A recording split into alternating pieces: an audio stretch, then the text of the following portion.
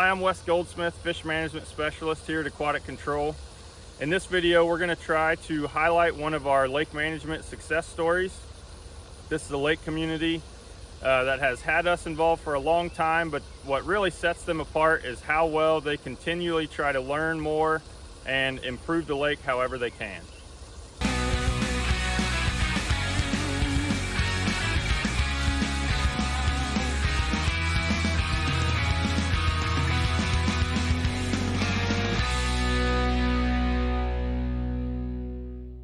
Managing a complex system like a large lake can be very difficult, but it's essential in order to keep a healthy system for people and fishermen to enjoy. By working together, a community can develop a well-rounded management plan so everyone can enjoy the lake. We've been working with this lake for a long time, but one thing that sets this community apart is their dedication to continually improve on the management of the lake.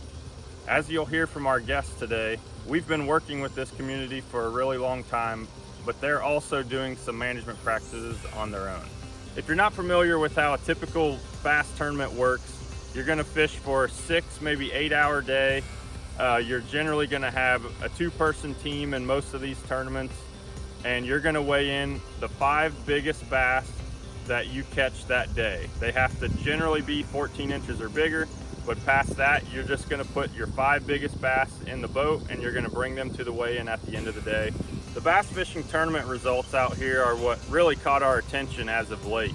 Just to give you a general idea, in Indiana, a typical lake in the spring may weigh in a 5-fish limit of bass. Largemouth bass, smallmouth bass typically are going to weigh somewhere between 12 to 16 pounds. That's kind of your average decent lake in Indiana. But usually the weights after the winners weighed in, 2nd, 3rd, 4th on down, start to drop off pretty quickly. Some of the better lakes in the state kind of follow a similar trend, but in the spring their better tournaments are going to be somewhere between maybe 16 and 20 pounds to win. Still, their weights are going to fall, as you go down the leaderboard. In the summer months, these lakes are usually much less. The winning weights may be, from 13 to 15 in some of the better lakes and even down to 10 to 12 pounds in some of those average lakes. Well, this lake that we're talking about today, a long time ago, wouldn't even be considered an average lake in Indiana, but through a lot of management practices and the lake changing over the years, it slowly went from an average lake and then started performing more as one of the better lakes. But here recently, it's shown out even more so. There's regular weights being weighed in from 18 to 20 up to 23 pounds. And some of the best tournaments have even been summer months when other lakes in the areas are only weighing in 10 to 12 pounds to win the whole tournament. Here shortly, our guests are going to give their perspective on the lake, but I thought we should quickly go through some of the things Aquatic Control has specifically done over the years. We've been involved with the lake ever since the 1980s or so. At that time, the Lake Association was bouncing back and forth between Aquatic Control and a couple other companies. And then sometime around the mid-90s or so, we were hired back and we've been working with them ever since. When we took over, we noticed that basically all of the vegetation had been treated and has disappeared since. This really created some issues moving forward. There became a lot of blue-green algae, large algae blooms. There were some fish kills along the way. So we started to change our algae control plan and have since been able to reduce the blue-green algae. We've reduced the severity of the planktonic algae blooms. The fish kills have largely went away for a long time, and now we continue to monitor the algae community and continue with planktonic algae treatments. On the fish management side of things, we're generally doing electrofishing surveys every 3 years. We then use that data that we collect to decide what management strategies we need to implement the following 3 years. The major management that we're doing as far as past those surveys is stocking fish each fall. Most of the time this is entailing largemouth bass and hybrid striped bass. The lake does have a few different species of fish, including gizzard shad, that lead to poor largemouth bass recruitment. So this really makes our stocking adjustments each year very crucial to the health of the lake and the fishery as a whole. Once we realized how well their tournaments were going, we decided to reach out and see if we could get the perspective of their lake manager and also their tournament director, just to see how everything's going. Hi, I'm John Lecker. I'm the lake manager here at Lake Santee. Been here about 3.5 years. My duties include both responsibilities for the Property Owners Association as well as our regional wastewater and sewer district. My name is Chip Ayers. I've been a Lake Santee property owner for almost 30 years. I've been fishing out here over 40 and been fortunate enough to be the tournament director for our tournaments for the last better part of probably 20 years. So have a little bit of experience with the lake, a little bit of experience with aquatic control, speaking with them, trying to make everything better. I started coming out to the lake in the late 70s with my aunt and uncle, and we'd just fish off the docks after a family cookout. And then in the 80s and 90s, I come out quite a bit with a group of skiers and did a lot of skiing. And then when I came to the lake as a lake manager, I realized there's more to taking care of the lake and the water than just the recreational needs of skiing and fishing. Since it's our water source, it's very important to have a balance of water quality for our drinking water as well as just the recreational needs of our members. Kind of the trends of the lake. When I first started here 40 plus years ago, the lake was extremely clear. However, it had a tremendous amount of vegetation, had a large bass population at that time also. However, the majority of the fish were less than 13 inches. So as the lake matured, the weeds were treated. The weeds have since disappeared. The lake has, in the last, I would say, 15 years, with the help of the aquatic control and with educating the board, if you will, we've been able to turn the fishing around, instituted a 22-inch limit, one fish per day per person, which it's almost entirely a catch and release lake at this point, and routinely our 5 fish tournament limits push between 18 and 20 pounds for 5 fish. When I say 5 fish, 5 largemouth bass in a day's 6-hour tournament day. The challenges that face Lake Santee at this point in its life, obviously it's an older watershed, so we do have quite a bit of siltation. That is an issue which increases the turbidity of the water, so we do fight that. Also, it does have a large population of gizzard shad. Not really sure how they got in here, but there is a huge population of gizzard shad, which is good on one side, where it gives the large trophy size bass and wipers something to feed on. However, it does the young of the year, or the shad spawn tends to cause some issues with the recruitment of other game fish such as bass, bluegill, crappie, because of the competition for the food chain at that small stage.